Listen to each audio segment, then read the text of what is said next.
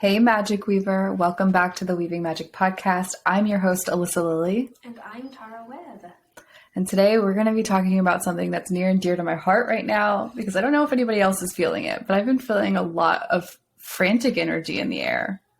Like, I have to go and I have to do this and I have to get it done. And I'm feeling it not only for myself, but in those around me too. Mm-hmm. And I think it comes with the beginning of the rush of the holiday season. Mm-hmm. It's like after Halloween, everyone just starts getting into, I have to buy this and I have to do that. And while that is beautiful, like I think that we forget the ability to do that and the excitement around it, especially when a bunch of us deal with the worries around money, and around being enough and doing enough.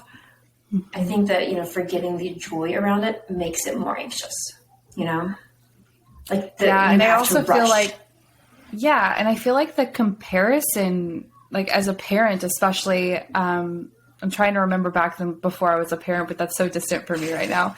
But as a parent, I feel like the comparison game comes up a lot for me especially around Christmas. I don't celebrate Christmas. I celebrate Yule, but my family celebrates Christmas. They decorate their house. They really deck it out and they do all of these extra things. And I was never really taught how to do that. And we celebrate in a much more minimalist way. Like, we still bring the magic to it. We still have Santa. We tell the story of Santa. We have presents and all those different things. But it's just, I feel like it's not as big as what other parents do. And so I always have this fear in the back of my head that maybe I'm not doing enough to bring the magic. And I know that's not true, because I'm focusing on being present. And, when they come down the stairs on Yule or Christmas morning, that the toys are already unwrapped and put together so we can just dive in and start playing instead of throwing wrapping paper everywhere. Because I think that's the moment I want to get lost in, is the play and the pause versus the frantic, I have to have this ready and these have to be wrapped, and staying up, until 3:00 in the morning the night before to prep everything to be perfect, which you still do, putting toys together, but it's different. I don't know. It is different. And that was a huge thing as a kid, which kind of goes into like just other parts, not just Christmassy stuff or Yule or like holidays, that I remember a lot of things about my mom of, she would wrap everything the last day.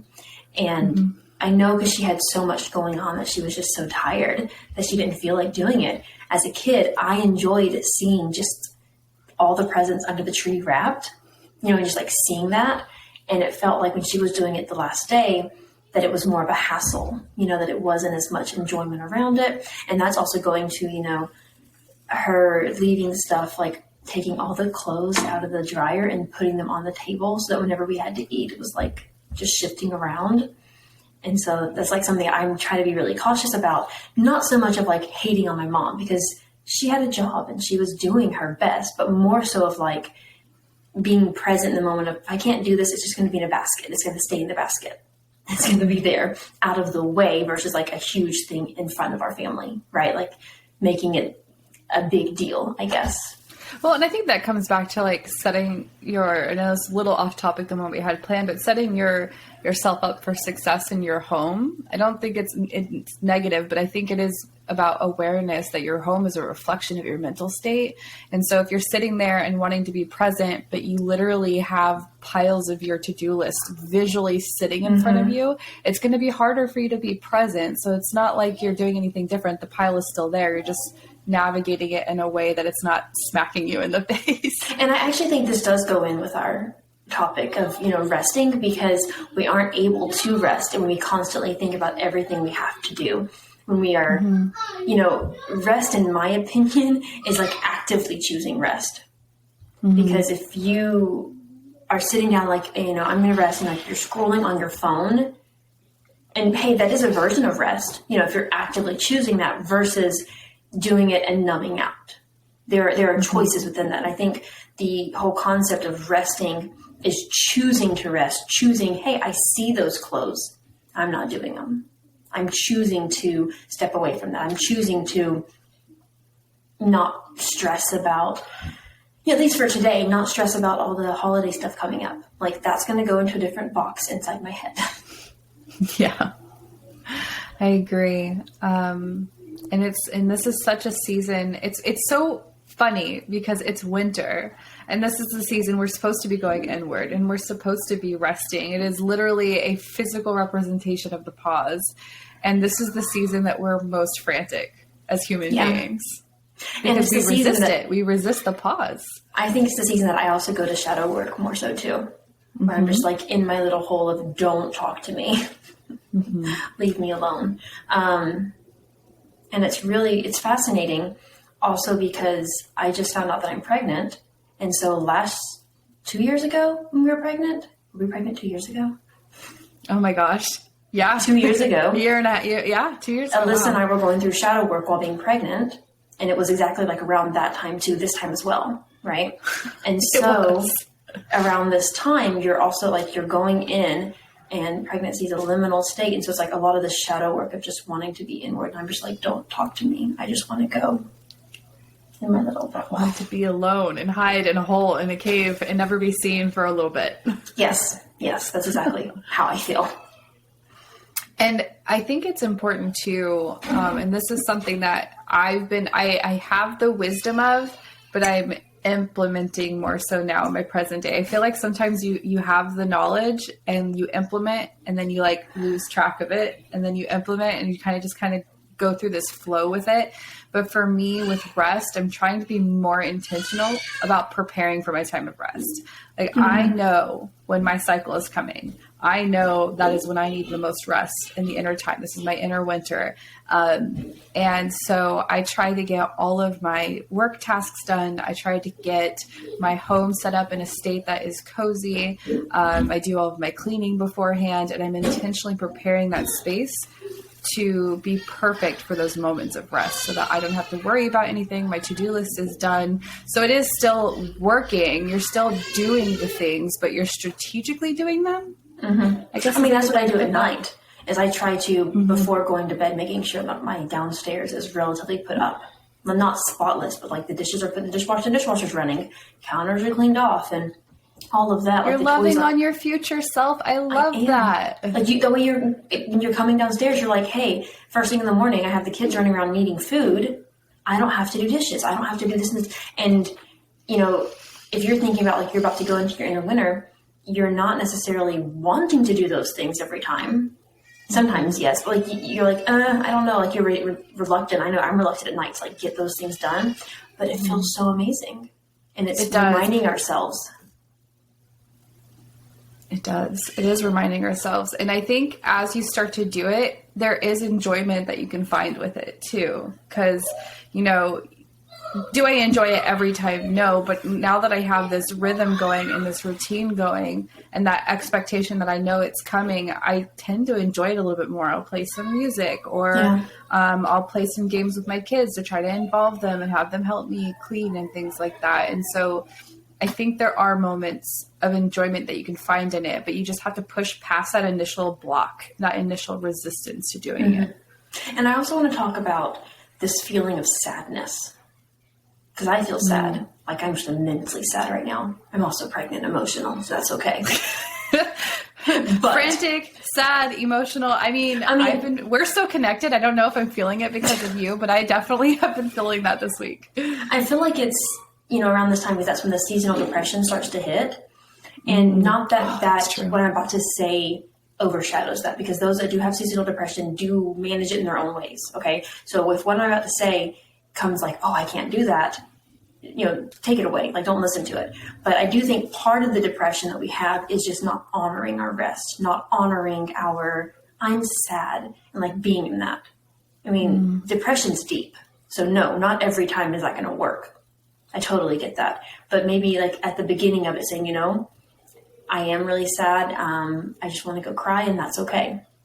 I just want to go. I feel like depression for me starts off slow, right? You see the signals come up and you don't want to pay attention to them because it's signs depression is coming. So a lot of us unconsciously even push it down and ignore it or try to fill it with other things.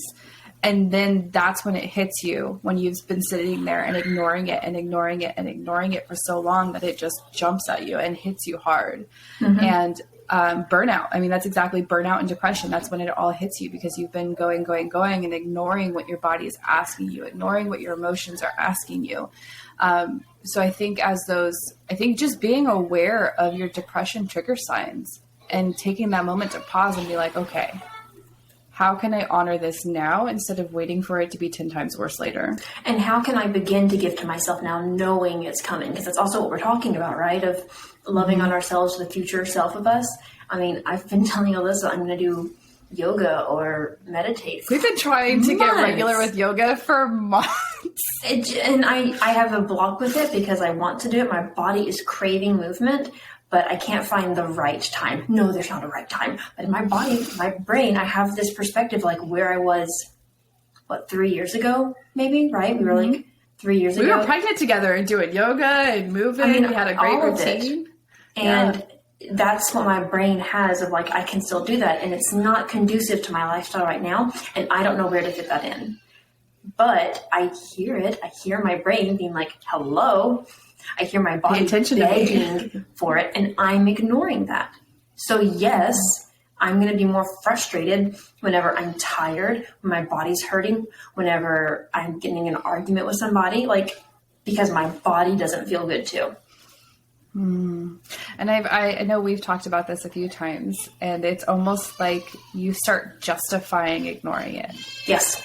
I can't do it because of this, and I can't do it because of that. I'm guilty of it too, of, I have to get in at this specific time because this is my ideal time. But we had to remember as AFABs and as women that we don't live in a 24-hour hormone cycle where an exact routine every day works for us, that it's going to shift. Our energy is going to shift day by day throughout the month. And it may be a slow transition, but remembering to honor that transition. Mm-hmm. I mean, even knowing that, it's still difficult to begin to implement it because we're so used to just being in the patriarchal mindset of, our bodies work like a man's body. Yep. And you have to do it every day at the same time. And it's just, it doesn't work for AFABs. And there's a fear that if we don't, we will stop doing it, right? Mm-hmm. If I don't do this every single time, I'm going to fall off this wagon and I'm not going to get it done. Or that thought of, if I know I can't be consistent with it, I'm just not going to do it. Mm-hmm. Because I have to be perfect, right? Mm-hmm. I have to know I'm all in, and I'm not right now. And so it comes back to... which is me for business stuff. Like if there's things that you want to do and you know that you're someone that has to be all in, you don't go for those opportunities because you're like, I can't do it. I'm not all in. Oh yeah, absolutely. That comes with anything in life. You don't want to try new things. You don't want to do things that you're not good at because you're going to suck at it. Well, I have news for you. We all suck at new things. That's the point. They're new. And sometimes we have natural gifts and some things come to us naturally, but some things don't. And that's okay.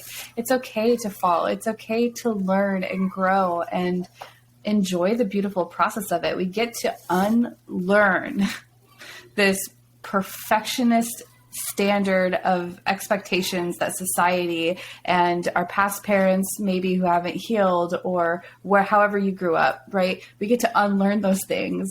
And when we fall, we get to laugh at ourselves and then look at, maybe we shouldn't walk outside with slick shoes on ice, have that reflection moment of, okay, what happened there? Yeah. Put salt on my sidewalk next time. I feel like at least for me, I go to anger more. Like it's easier for me to go to anger than to go to anything else.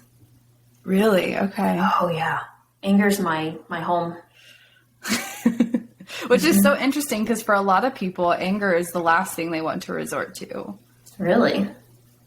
Maybe I'm wrong. I don't know. So I think it depends on the person. I know Sean tends to go towards anger. I tend to go towards self-sabotage, like where I'm hating on myself. And it's not really an anger. It's more of, it feels like a deep sadness for me and disappointment. I feel like that's what I go to rather than being angry. I mean, if I'm going to sabotage myself, I'm going to get angry at myself. Yeah, that's true.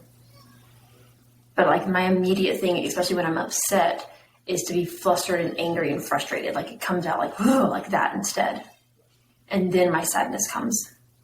And I don't think an angry response is bad. And it's making me think of my daughter right now. She's 1.5, and she's going through that phase of navigating emotion very boldly, which we didn't really go through with my son. But she had, like, she's growing 8 teeth right now. She doesn't feel good. She got car sick last night. She was up all night. She didn't sleep. So there's all of these factors going on. There's a lot of big emotions happening. Her body doesn't feel good. And so this morning we're trying to love on her, and she literally is throwing herself out of our arms onto the floor, crying, wanting to be picked up, and then wanting to be put down, and wanting to be picked up, and just screaming. And it's just like, I think releasing that initial reaction is important, and then we get to remember to calm and use our tools that we know. But I think that initial, I just need to get this frustration out of my body, is important. So I think it's about the healthy balance with anger when it does show up. I don't know. That also shows the need for wanting someone to be there too. Like, I don't want you to touch me, but I really do. Because I know when I get upset, don't touch me, but like, why didn't you come hug me? Yes. Oh my gosh, I do the same thing when I'm upset. My kids are that way too. You know, Elijah's just like, no. Like, he's really mad. I'm like, okay, well, if you want to hug, I'm here. He's like, okay, I want to hug. I love that. But as adults, we don't do that because we're like, I can't ask for a hug right now. That's ridiculous. And we don't give in to that need. And I think this is also tying into like panic attacks too, because typically having a panic attack, I would have tried to hide it. And I had one recently, and I think almost last night too, kind of stuff. And normally I wouldn't have said something. And I was even hesitant to tell my husband he was asleep. And I was hesitant to like wake him up and say something, because my own traumas of, that's fake, you're making it up, what do you do? You know, all the stories. And all he does is like, oh, well, just come here and breathe. Right. And so it's being able to find someone that you can trust, you know, and Elias is our third child, and he is just the best with breathing. Like, he is top notch, better than me. Will he scream? Yes, he'll still scream. He will still maybe hit his brothers every now and then. But like, when he gets really angry, we're like, hey, Eli, can you take a deep breath? And it takes him a little bit, and he's like, as I feel like he's angrily breathing, but he's releasing it. And now with Ori, we'll like hold him in our arms as he's like throwing himself out of our arms. And I'm going with him and helping him. Even though they're screaming, even though they're upset, just being really audible with your breathing. And letting them also feel the heartbeat too. Like, I'm having him right here on my chest going, and he's feeling my heartbeat. He's seeing, like, feeling my breath release, and it actually slows him down a bit too. And I think that's a beautiful practice, not only with kids, but your partner. If you have a partner, when they're angry and upset, of course, have the conversation about it before you just like put their head to your chest. But I think it's important to come back to that. I feel like, especially as women AFABs, that sometimes we just need them to force them to be like, get over here and calm down and breathe with me. That's true too. We do need a firm hand. Sometimes it's like, you know, no, like last night I was like, no. He's like, no, you're coming over here, and I am like helping you just calm the fuck down. I was like, fine, I don't. But like, we do need that, because we haven't had that safety to do that. You know, we have to relearn that. And we also, at least I know for me, I pitch a fit. Like, I don't want you over here, but you do, because you're like a child who just wants the attention again. And going back to the panic attack, that's once again your body asking for rest. It's needing something from you. And at some point you haven't listened to it.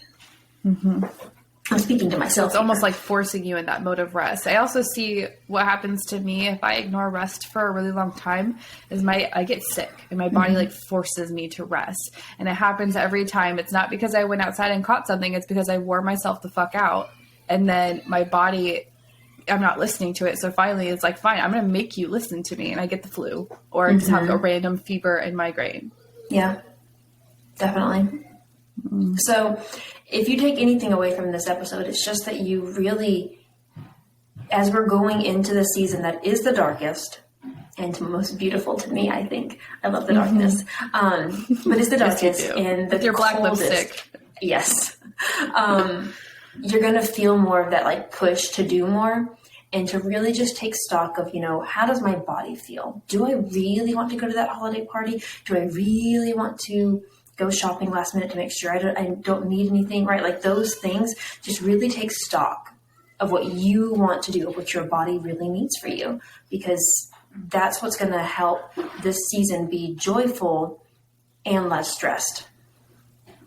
I agree with that. So that's going to be the takeaway, is to remember to pause. That's what your challenge, I would say this week, but honestly, this whole season is to pause and connect with your body, especially in moments of chaos or you're in the middle of executive dysfunction from all the shit you have to do. That's the time you need to check in with your body. Take an Elias breath. Take 5 deep